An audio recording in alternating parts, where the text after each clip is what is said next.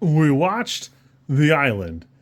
The Island's a 2005 science fiction movie set in 2019. A mercenary pursuing a man and a woman escape from a research facility after learning their true fate. The film stars Ewan McGregor, Scarlett Johansson, Djimon Hounsou, Sean Bean, Michael Clarke Duncan, and Steve Buscemi. And honestly, the other star of the film is the way Michael Bay creates a movie. I don't know if I really. I don't know if I love it or hate it. I got a lot of different feelings here because watching it is such a wild ride. It's interesting, it's compelling. Unfortunately, the second the story gets more interesting, it takes this weird heel turn into like a bizarre gunfight or like some kind of weird chase scene. And it wants so bad to be compelling sci-fi, but it also wants to be like a schlocky action film, and it's even written in such a like backwoods way. The original script required it to be hundreds of years in the future, and they figured out very quickly that that was going to be insanely expensive. And it kind of oscillated from one thing to the next until it became this. It is easy to watch, I'll admit. While it's cut very bizarrely, it is very interesting. He's always had a pretty good way of having a high color grade. Everything is very saturated and fun to look at.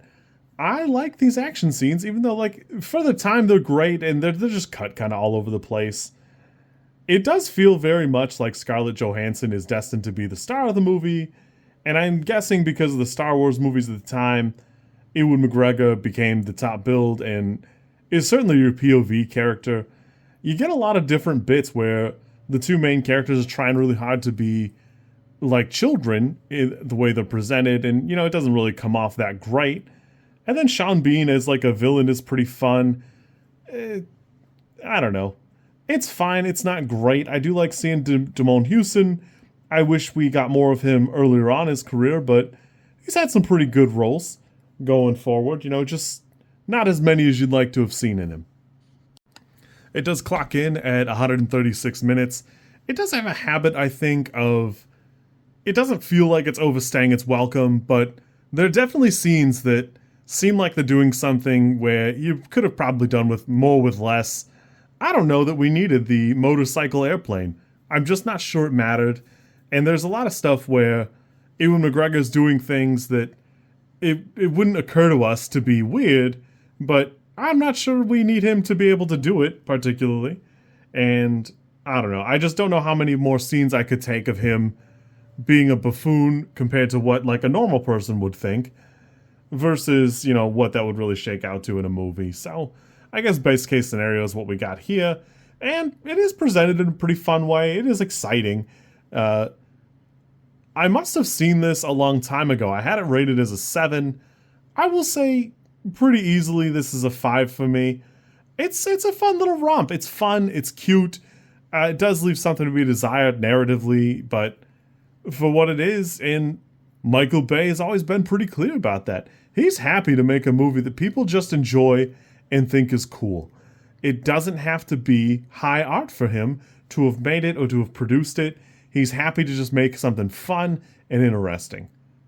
It is kind of weird that it's set in 2019, that even some of the futuristic stuff there is like so far off now, but some of it's like kind of comical, but whatever.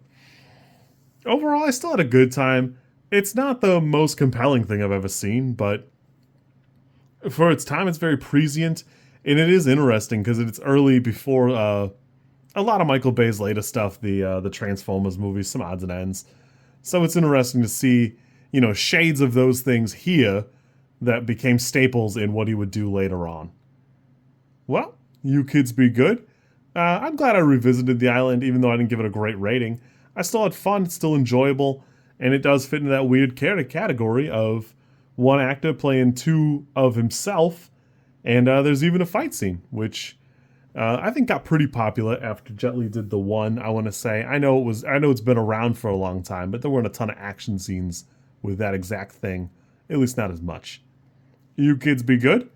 I will catch you later.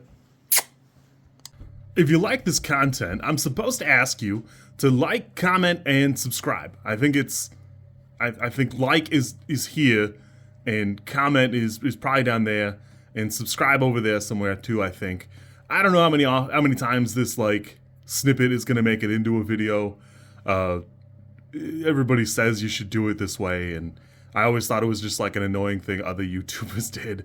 And as you know, I am bad at editing, so if you like it, great, I'm happy for you. If you don't like it, I'm sorry.